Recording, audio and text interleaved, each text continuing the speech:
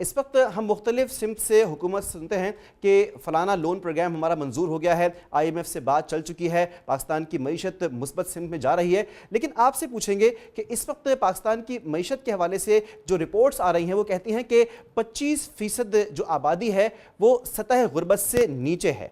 आलमी बैंक की रिपोर्ट के मुताबिक हर चौथा शख्स जो है वो गुर्बत का शिकार है। ये रिपोर्ट्स कुछ और कहती हैं। क्या कहती है फिर पाकिस्तान की मईशत?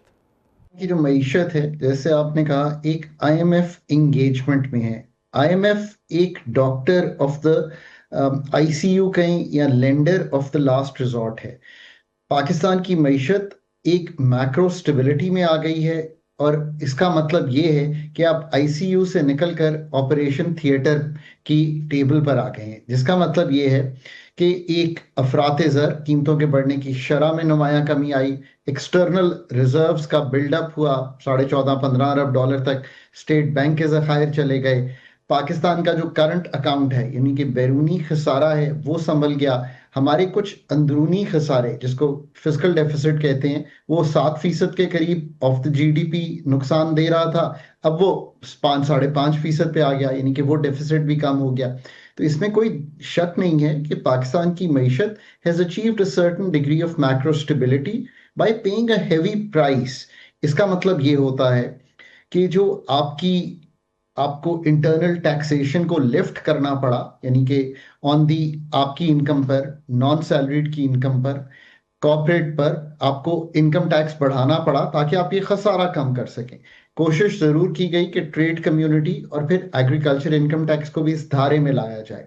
शायद उस कामयाबी से नहीं, बट कोशिश जरूर की गई। प्रॉपर्टी इनकम, जो कि कैपिटल गेन्स के मद में है, वो भी फेडरल गवर्नमेंट के पास है, उसको भी आगे बढ़ाने की कोशिश की गई।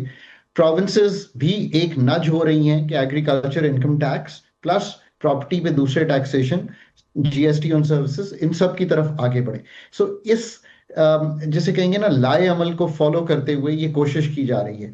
अब ये आपको एक वक्त मिला है, एक स्पेस मिली है कि इस मैक्रो स्टेबिलिटी को इस्तेमाल करें, और पिछले एक साल से ये तकरीबन दिखाई दे रही है। और ये टिपिकल है हर ममालिक में जहां पे भी आईएमएफ की इंगेजमेंट होती है, कि पहले 12-18 माह जो हैं वो एक स्टेबिलिटी दिखा देते हैं। Pakistan is playing just by the book. ये आपको energy sector reform, deregulation, privatisation, opening up of the economy, Pakistan की जो फंडामेंटल इश्यूज हैं, फॉर एग्जांपल कि हम जिसे कहते हैं कंपेटिटिव इकोनॉमी की बजाय एक नॉन रिस्क टेकर इकोनॉमी चला रहे हैं। हम एक्सपोर्ट की बजाय इनवर्ड लुकिंग हो गए हैं। एक्सपोर्ट टू जीडीपी 10% के करीब है, ममालिक 22 से 50-60-70% पे जा रहे हैं। ये ट्रेड की बजाय हम इनवर्ड लुकिंग हो गए हैं। ये सारी चीजें, और agriculture sector productivity, labour productivity, यानी कि जो कलीदी फंडामेंटल मसाइल हैं उनको हल करें। रेमिटेंसेस ने अगेन इस टाइम पर एक बहुत बड़ा सहारा दिया है। जो करंट अकाउंट, जो बैरूनी खसारा अगर सरप्लस में गया है, वो एक राइजिंग रेमिटेंसेस, जिसकी दो वजूहत है।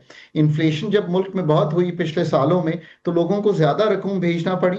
प्लस सब जानते हैं कि nearly 1 million Pakistanis were leaving Pakistan to seek employment abroad.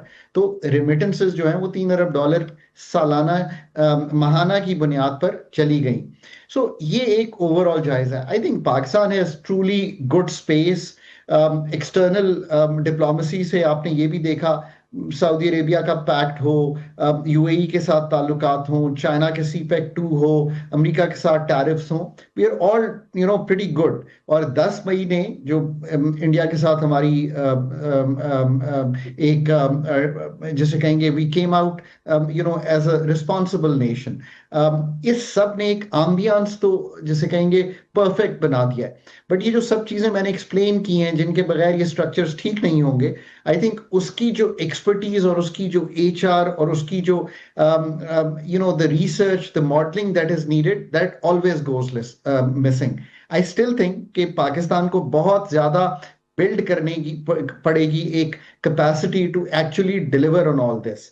ये मैक्रो स्टेबिलिटी को अगर आपने एक जैसे कहेंगे productivity led investment led growth framework में तब्दील करना हो, दैट समथिंग टोटली डिफरेंट। और ये कोई भी मल्टीलैटरल या कोई भी एक्सटर्नल स्टेक होल्डर नहीं कर सकता। This surgery of the economy जो 78 ईयर्स में everyone wants to see, I think has always gone missing. 24 IMF की एंगेजमेंट्स बारहा आपको स्टेबिलिटी दे देती हैं। वो स्टेबिलिटी को किस तरह इस्तेमाल करना है, आई थिंक अदराक जरूर है, but the depth and the quality of reform, जिसे कहेंगे एक तंजीम नौ, जिसे कहेंगे एक गवर्नमेंट के फुटप्रिंट को कम करना, these are really hard things to do and Pakistan still grappling with them.